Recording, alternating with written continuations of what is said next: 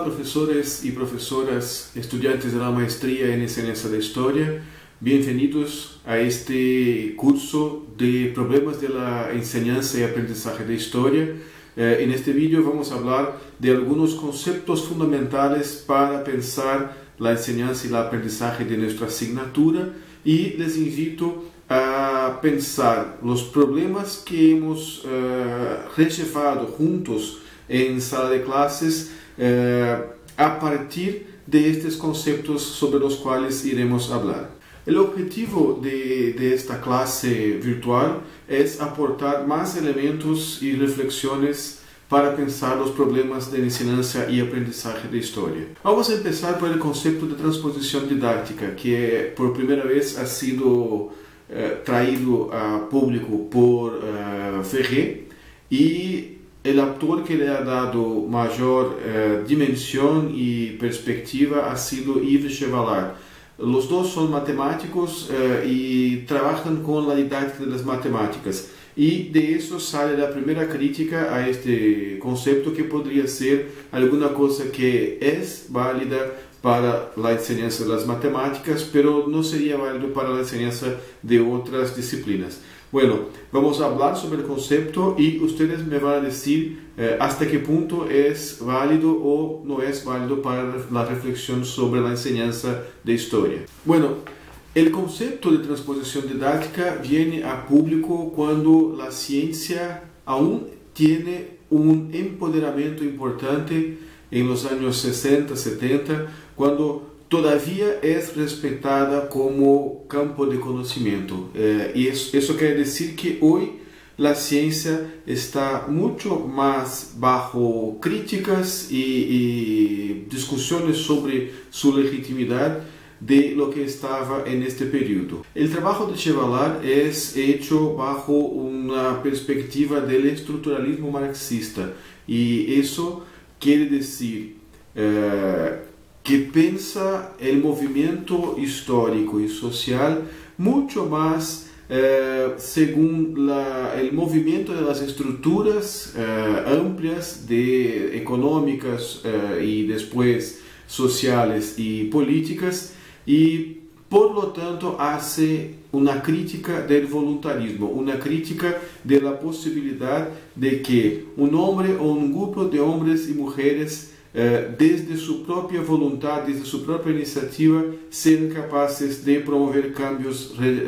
significativos, relevantes. O en otras palabras, quiere decir que los cambios se vinculan a las estructuras más amplias de las sociedades humanas. Chevallard propone el sistema didáctico como este triángulo de la relación entre estudiantes, profesores y el saber. La naturaleza, por lo tanto, de la relación didáctica involucra obligatoriamente el saber. Y el saber es el elemento, es el componente que media el contrato didáctico. Quiere decir, este contrato didáctico propone la diferencia, presupone la diferencia, propone la diferencia entre el saber que tiene el profesor, del saber que tiene el estudiante, y la propuesta de que el estudiante llegue a poseer los conocimientos que el profesor tiene. Esto, en resumen, es la idea del contrato didáctico. El saber media el contrato didáctico, y el contrato didáctico es condicionado por el entorno social y educacional que involucra la escuela. Entonces, el saber a ser enseñado y el saber que es efectivamente enseñado no son estables en el tiempo, no son predefinidos, y por lo tanto no pueden ser objeto de una transferencia desde del saber sabio hacia el saber escolar de una manera fija en el tiempo. Hay cambios, hay movimientos, y esos movimientos tienen que ver con este condicionamiento del saber didáctico que es buscado, que es deseado desde el entorno, y con la mediación de la noosfera. Este esquema es la perspectiva de cómo se posicionan los sistemas didácticos, que son estos, ahora los sistemas didácticos que eran los triángulos, ahora en esta figura son los círculos. Hay 3 pequeños círculos allí representando los sistemas didácticos de la historia, de la matemática, de las asignaturas, de los saberes en general. Y estos sistemas didácticos están envolvidos por la escuela. Por su vez, la escuela está envolvida por la noosfera. La escuela hace parte del sistema de enseñanza y el sistema de enseñanza tiene sus definiciones hechas en la noosfera. Bueno, la perspectiva de que haya un saber sabio y un saber enseñado y un saber de los padres es la propia posibilidad de existencia de un sistema de enseñanza. El saber sabio tiene un punto, el saber enseñado está en otro punto y el saber de los padres en el otro punto aún. Entonces, el saber enseñado debe mantener una distancia, una diferencia en relación al saber sabio y también en relación al saber de los padres. O sea, como el saber sabio cambia, como el saber de los padres cambia, el saber enseñado es móvil, no es el mismo. Va a transformarse en el tiempo, conforme cambia el saber de los padres y el saber sabio, y también va a cambiar según las sociedades en que está insertado. Este movimiento del saber, Chevallard lo denomina como el saber que se gasta. Los alumnos muestran el envejecimiento del saber que es enseñado, o sea, por su desinterés, por pasar más allá de este saber, por este saber ser alguna cosa que ellos ya llegan sabiendo, por distintos movimientos, ¿no? Por distintos cambios de la relación de los estudiantes con el conocimiento, se percibe que este conocimiento, este saber ya está gastado. Esto genera un desequilibrio y la noosfera es el espacio de este reequilibrio. La noosfera es el espacio que es dominado por los científicos de la educación, los gestores de la educación, la presión política de los padres. Entonces es una definición de un espacio en que la definición de lo que va a ser enseñado y cómo va a ser enseñado es hecha y rehecha conforme cambian los elementos que componen esta noosfera, ¿no? El propio saber sabio, el saber enseñado, el saber de los padres, las presiones políticas, educacionales y así por adelante. Por esta relación que se percibe en la noosfera, se comprende por qué la idea simplista de una transposición didáctica no se sostiene. El saber escolar tiene otra lógica que no es la lógica del saber sabio. El saber escolar no es absoluto y válido en sí mismo, pero es relacional. Hay una crítica al concepto de transposición didáctica que indica que por él todo el proceso de enseñanza sería solamente un proceso reproductivo. Y me parece que esta crítica no se sostiene exactamente por el hecho de que la relación es móvil, la definición de qué es el saber enseñado o el saber escolar también tiene la movilidad. Esta movilidad, esta historicidad tiene que ver con los cambios que pasan en la sociedad y por lo tanto una perspectiva fija de transposición como simplificación, reproducción de un conocimiento sabio para un conocimiento enseñado escolar, no es, me parece, desde mi punto de vista, no es la idea que propone Chevallard. Pero de alguna manera, el estructuralismo de Chevallard va a armar las cosas de una manera en que los sujetos históricos tienen de hecho un rol muy pequeño. Entonces, una afirmación que hace es que el sistema es como si fuera un sistema en que los elementos y los sujetos se mueven entre sí sin mucha posibilidad de cambio, sin mucha posibilidad de acción de los sujetos sobre los elementos. Así, el profesor, el estudiante, el sistema escolar, la noosfera, la cultura, los saberes, unos se iban a mover a los otros de una manera casi mecánica. Este es un poco el problema de esta perspectiva más estructuralista. La negación de la perspectiva voluntarista, lo que por un lado es importante porque relativiza lo que puede la voluntad, lo que puede la iniciativa, no pone esta perspectiva bajo una revisión crítica que no se puede olvidar, pero de hecho se pone una oposición entre un estructuralismo determinista de la realidad en contra un voluntarismo que va a denunciar una perspectiva reproductivista de la educación. Entonces, podríamos pensar, la perspectiva de Freire es contraria, quiere decir, para Freire la perspectiva de la amorosidad, de la afectividad, de la motivación, de la voluntad, ¿no? Son aspectos fundamentales y eso parecería muy voluntarista. ¿Será de hecho que Freire es el opuesto de la perspectiva de Chevallard o será que son pocas diferencias, son apenas énfasis distintas en una manera y otra de hacer la lectura de la educación? Bueno, una otra perspectiva conceptual para nuestra reflexión tiene que ver con los saberes docentes, que son saberes que son conceptos propuestos por autores como Tardif, Schoen, Perrineau, Popkewitz, que hacen hincapié sobre la perspectiva de que los profesores son productores de conocimientos con relativa autonomía. Entonces, de alguna manera, se oponen a Chevallard porque Chevallard va a decir que la transposición didáctica como estructura se mueve a sí misma y los profesores apenas participan de la transposición didáctica, no son los sujetos que hacen la transposición. La transposición didáctica para Chevallard empieza antes de la clase,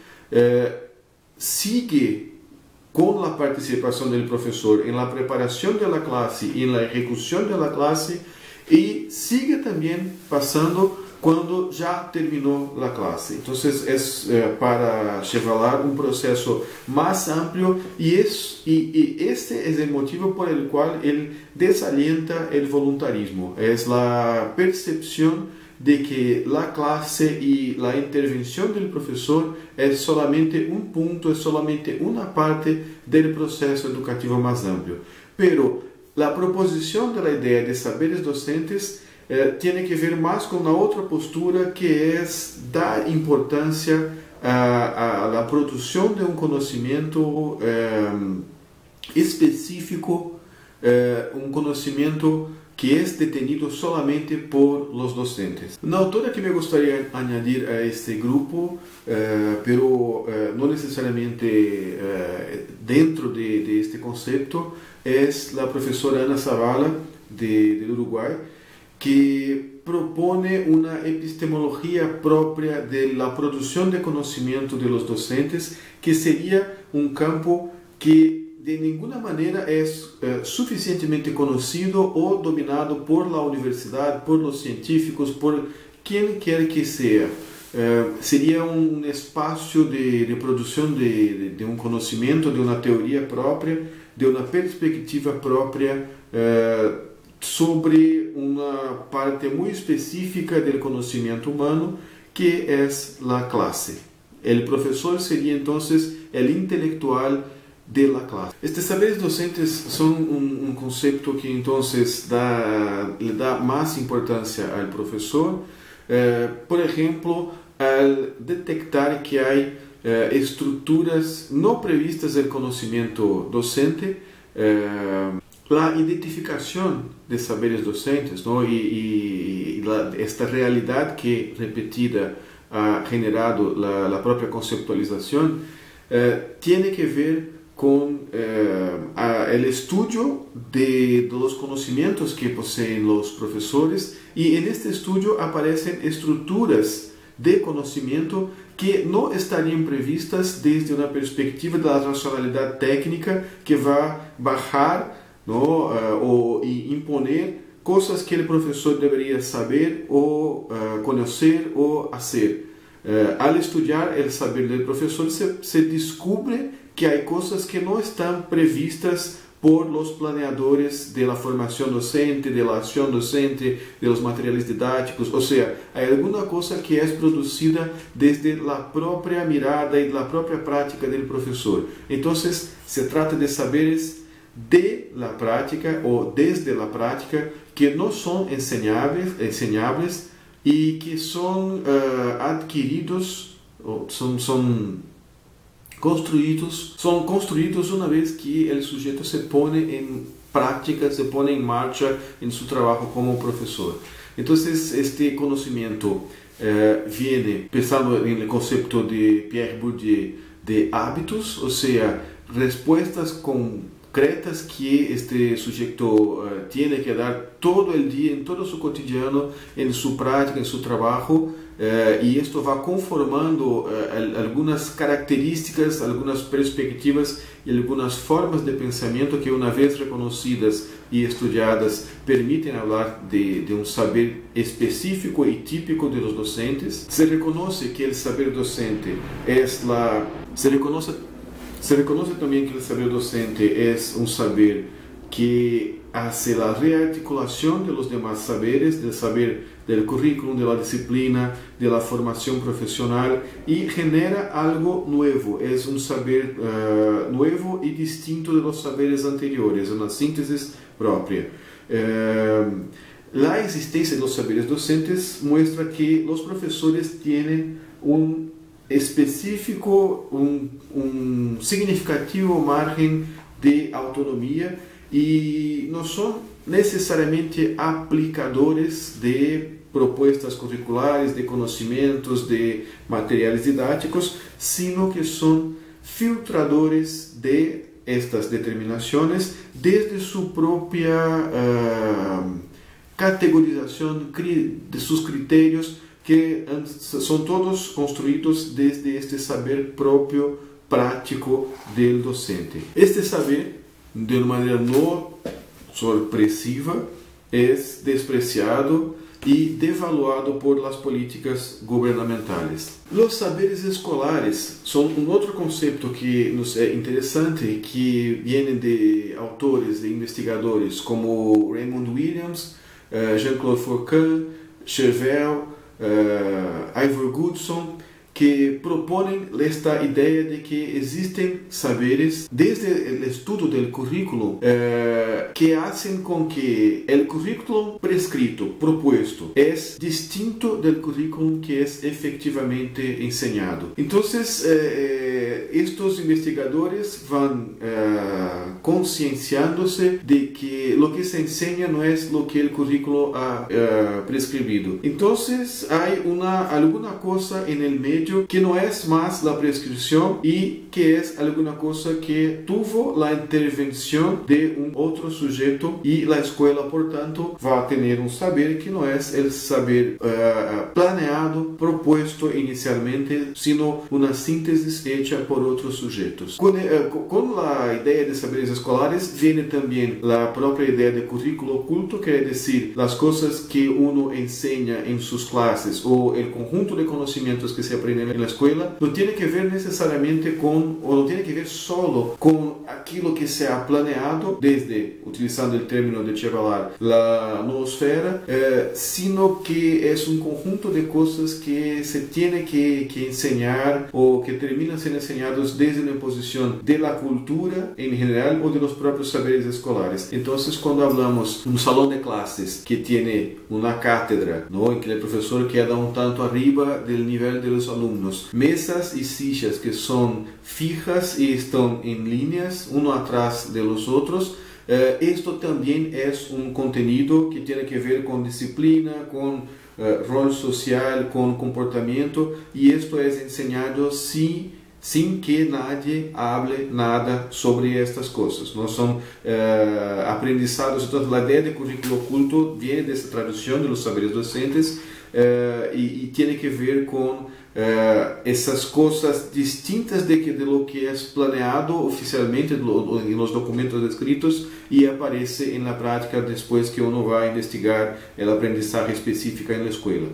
Também está vinculado à perspectiva da história das disciplinas escolares, ¿no? Que ha sido hecha, por exemplo, de maneira pioneira por Chervel, e esta recuperação histórica das disciplinas escolares permite verificar isso, ¿no? A diferença substancial entre lo que se ha pensado, lo que está presente en los documentos y lo que de hecho ocurre en las salas de clases, en las escuelas, en las actividades extra clase, extra currículum, que componen todo un conjunto que es distinto de lo que es planeado. Y eso tiene que ver también con el concepto de cultura escolar, o sea, de un campo específico de la cultura vinculado a la escuela que tiene la capacidad de producción de significados y sentidos propios. Por ejemplo, la cultura escolar tiene mucho que ver con el material. Entonces, esta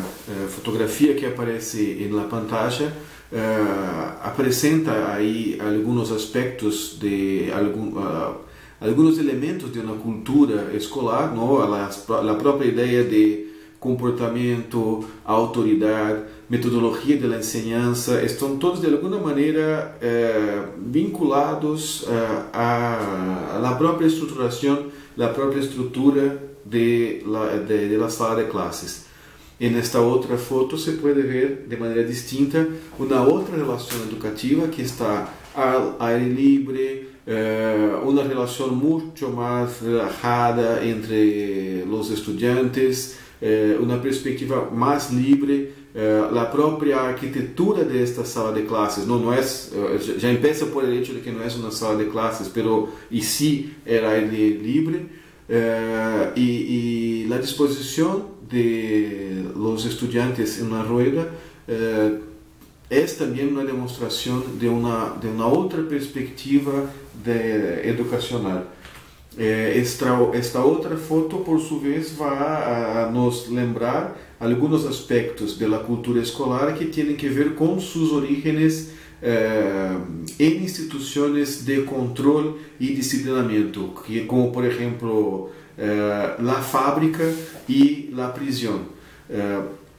Entonces hay mucho de este proceso que se puede ver ahí de deshumanización, ¿no? Con números en las espaldas de los estudiantes, probablemente son presidiarios, probablemente están en una institución de fuerte disciplinarización y en proceso de producción de conocimientos y de profesionalización también. Bueno, un otro concepto que quisiera hablarles para complexificar nuestra discusión sobre problemas de enseñanza y aprendizaje se vincula a la conciencia histórica.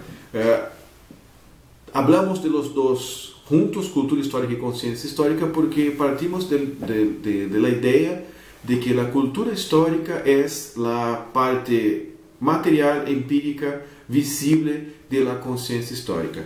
Voy a explicarme. La conciencia histórica es el fenómeno mental que tiene que ver con nuestros procesos de darle sentido y significado al tiempo. Entonces la conciencia histórica es aquella cosa que pasa cuando nos preocupamos en qué vamos a hacer desde el momento en que abrimos los ojos al despertar. Al despertar nosotros nos recordamos de quiénes somos, qué experiencias hemos tenido y pensamos cuál va a ser la primera cosa que vamos a hacer. Y la primera cosa que vamos a hacer tiene mucho que ver, o las primeras cosas del día que vamos a hacer, tiene mucho que ver con cuál es nuestro pasado, porque en nuestro pasado tenemos todas las imágenes, las representaciones, las memorias que dan el contenido de nuestra propia identidad. Entonces, una relación con el pasado es una producción de identidad, pero la conciencia histórica también es este movimiento por el cual nosotros evaluamos el presente y elegimos alguna cosa que hacer en el presente. Nuestras acciones en el presente son resultados tanto de nuestra evaluación del pasado cuanto de nuestro proyecto, nuestra previsión, nuestra protección cuanto al futuro. Todo lo que hacemos, todo nuestro presente está definido por esta tensión entre lo que sabemos del pasado y lo que esperamos del futuro. La conciencia histórica es, por lo tanto, este proceso mental de articulación entre pasado y futuro, dando significado al tiempo desde las cosas que sabemos del pasado y las cosas que queremos en el futuro. Las consecuencias del concepto de conciencia histórica y por lo tanto sus resultados que llamamos de cultura histórica, o sea, cuando hacemos lo que hacemos desde nuestras conciencias históricas, generamos un mundo. Y este mundo tiene que, de alguna manera, expresa la suma, la síntesis de múltiples conciencias, generando, por ejemplo, todas las historias que contamos, las estatuas que miramos, el dibujo de las calles, del casco urbano en la ciudad. Todo eso es la materialización de la conciencia histórica en forma de una cultura histórica, de una representación del tiempo. Así tenemos acceso al pasado desde nuestras propias memorias y desde la narrativa de las memorias de los otros, sean ellos vivos con los cuales tenemos un contacto directo, sean ellos muertos con los cuales tenemos un contacto indirecto desde las narrativas como libros, clases, estatuas, monumentos, etc. Las consecuencias del concepto de conciencia histórica son, en primer lugar, la idea de que la enseñanza escolar de la historia no es el principal elemento de constitución de las conciencias históricas de los individuos, y por lo tanto eso de alguna manera coincide con la idea de transposición didáctica o la idea estructural y contraria al voluntarismo en el concepto de transposición didáctica de Chevallard, porque ella también va a decir que el proceso de transposición didáctica ya empezó y sigue pasando antes y después de la clase del profesor. Entonces el profesor participa de un proceso constante, social, colectivo, estructural de transposición didáctica, y la idea de conciencia histórica de alguna manera va a coincidir con eso al dejar claro que lo que la gente sabe de historia apenas en una pequeña parte es hecho por el profesor en la clase o en las tareas que los alumnos tienen para sus casas y en fin, la parte escolar del aprendizaje histórico. Hay un aprendizado histórico que va mucho más allá de aquilo que se enseña en la escuela. Una otra consecuencia es el deslocamiento del objetivo en lo que se refiere a la identidad.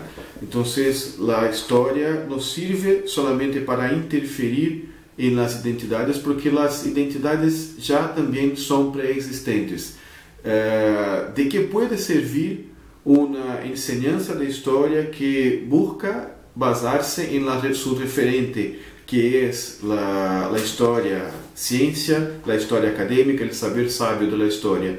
En términos de objetivos, no se trata solamente o principalmente de criar identidades, como se pensaba antes, sino de interferir de alguna manera en estas identidades. Desde un punto de vista científico, pensando la historia como ciencia, la interferencia sobre la formación de identidades tiene que ver no con la determinación, pues tiene que ser un argentino, sino con una perspectiva de promoción de identidades que sean autónomas. Entonces, esto contempla las perspectivas, por ejemplo, no solamente de formación de la ciudadanía, de la nacionalidad, como también de la consideración de los aspectos de pertenecimiento religioso, cuestiones de género, cuestiones en variados campos que son importantes en la perspectiva de permitir que el alumno pueda elegir, pueda armar su conjunto de pertenecimientos y por lo tanto su identidad con autonomía. Esto en el aspecto positivo. En el aspecto de la negación o de lo que no hacer, la enseñanza, los objetivos de la enseñanza de historia pasan a ser marcados por el rechazo de identidades que sean no razonables. De alguna manera, si estamos nos basando en la razón, en la ciencia, para el establecimiento, la interferencia y la intervención en las identidades, la producción de identidades de nuestros estudiantes, una perspectiva es el rechazo, es la prevención de identidades no razonables, que serían, por ejemplo, las identidades que son destructivas, que son prejuiciosas, que proponen la destrucción de los otros, que proponen una perspectiva que desconsidera totalmente la razón como criterio de acción. Identidades no democráticas, serían todas identidades no razonables que de alguna manera debemos hacer la prevención. Otra consecuencia del concepto, del conocimiento del concepto de conciencia histórica es que la enseñanza de historia no se resume al pasado. La historia, por lo tanto, desde esta perspectiva, no solo de esta como también de otras, no es enseñar pasado, sino es la articulación de pasado, presente y futuro, ¿no? Es una discusión también sobre nuestros sueños, nuestros deseos, nuestros proyectos sociales, políticos, personales y colectivos para nuestra realidad. Esto significa, como una tarea de la enseñanza de historia, ofrecer a los estudiantes otras miradas que no sean solamente de la reproducción continua del presente. En otras palabras, trabajar con la enseñanza de historia, considerando el concepto de conciencia histórica, significa que la enseñanza sirve para ampliar la cultura histórica del estudiante. Si el estudiante solamente conoce en términos de tiempo, en términos de pasado y futuro, las cosas que ya ha conocido, que ya ha reconocido desde su propia experiencia social, él queda bastante limitado. Y enseñar historia entonces es posibilitar utopías o posibilitar la crítica de su propia sociedad mirando la diferencia. Entonces, sociedades, culturas, formas de organización social, formas de relación entre las personas que son distintas porque existieron en otros tiempos bastante lejanos o no tan lejanos que las nuestras, o perspectivas en el mismo tiempo, pero en otros lugares, en otras partes. De la manera general, se habla de diferencia, de alteridad, y eso la enseñanza de historia aporta. Entonces, por más que sean importantes los conocimientos y la enseñanza de la historia reciente, de la historia nacional, también nunca se puede perder la importancia y la perspectiva de la historia más distante, más antigua, más exótica, que tenga que ver con realidades que son muy diferentes de las nuestras, porque esto es un aporte fundamental para que los estudiantes puedan otras miradas sobre su propia realidad desde otras realidades. Y por fin, una otra consecuencia importante del concepto de conciencia histórica tiene que ver con el hecho de que concientizar, de alguna manera próximamente de lo que habla Paulo Freire, no es un trabajo de inculcar, de meter adentro de la cabeza del alumno algunas informaciones o algunas ideas o algunos conceptos ou algumas aptitudes, sino que se a consciência histórica é um dado fundamental de qualquer ser humano, não? O processo de conscientização é um movimento dialógico e bilateral, quer dizer, há como mínimo sempre duas partes em relação, duas pessoas, dois sujeitos em relação, como mínimo, para que se produza o processo de conscientização. Não é de nenhuma maneira a atribuição ou a donação unilateral de consciência para os outros. Essa figura é muito interessante, é a atriz norte-americana Whoopi Goldberg, que faz o papel da professora, que faz o personagem da professora Mari Massabuco na película Sarafina, sobre a África do Sul, sobre Sudáfrica. E ela disse em esta cena específica um pouco desta perspectiva, não? de sacar os estudantes do presente contínuo e permitir, não? de dar conta de alguma maneira da diferença do tempo, tanto para que se pueda pensar passado como desde este passado pensar perspectivas de futuro.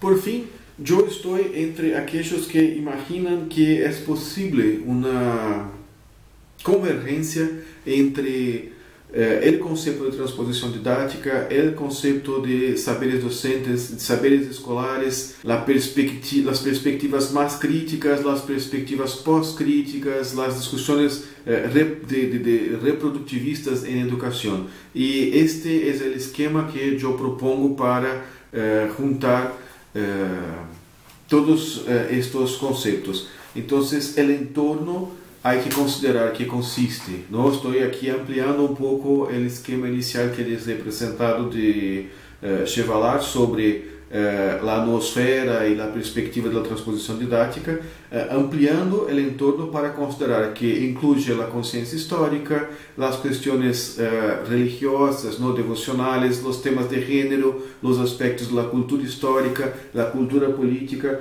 todo isso e muitas outras coisas vão a componer o entorno.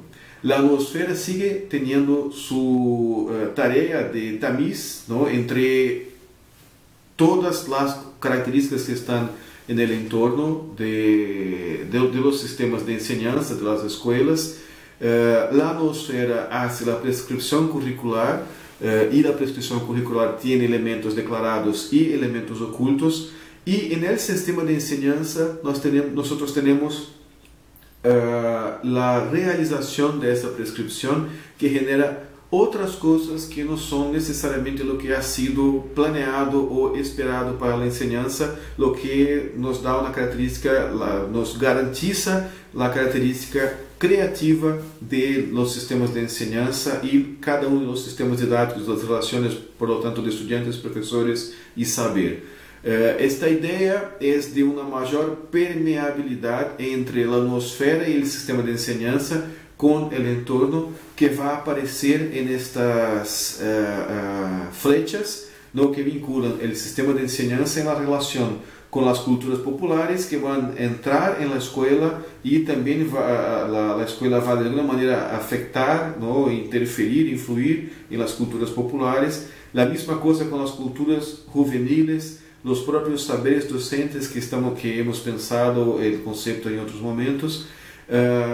E em sistema de enseñanza que vai passar o currículo real, não? Essa transformação que o saber docente e a cultura e o saber escolar vai promover e fazer com que o que ha sido planeado, proposto e muitas vezes imposto como currículo genera uma outra coisa que não é exatamente o que está planeado, sino a síntese entre o planeado e a realidade, e genera, portanto, outras aprendizagens, e esses aprendizagens têm que ver com os professores e com os alunos. Então, não somente os alunos aprendem, sino os professores aprendem também saber docente e vão perfeccionando este saber docente que lhes permite moverse dentro del sistema de una manera cada vez más autónoma, consciente, propia. Bueno, estas son algunas ideas y algunos conceptos que de alguna manera pueden ayudarnos en el proceso de reflexión sobre los problemas de la enseñanza y de aprendizaje de historia. Les pido entonces ahora que hagan sus comentarios, sus ideas, sus sugerencias, sus testimonios, intentando articular los problemas que hemos discutido en clase en los sábados pasados con esses conceptos, como de alguna maneira ellos permiten pensar outras miradas ou mirar os problemas ou de outra maneira. Muchas gracias por assistir al vídeo, ha sido un enorme gusto estar con ustedes y seguimos en contacto. Un abrazo y chao.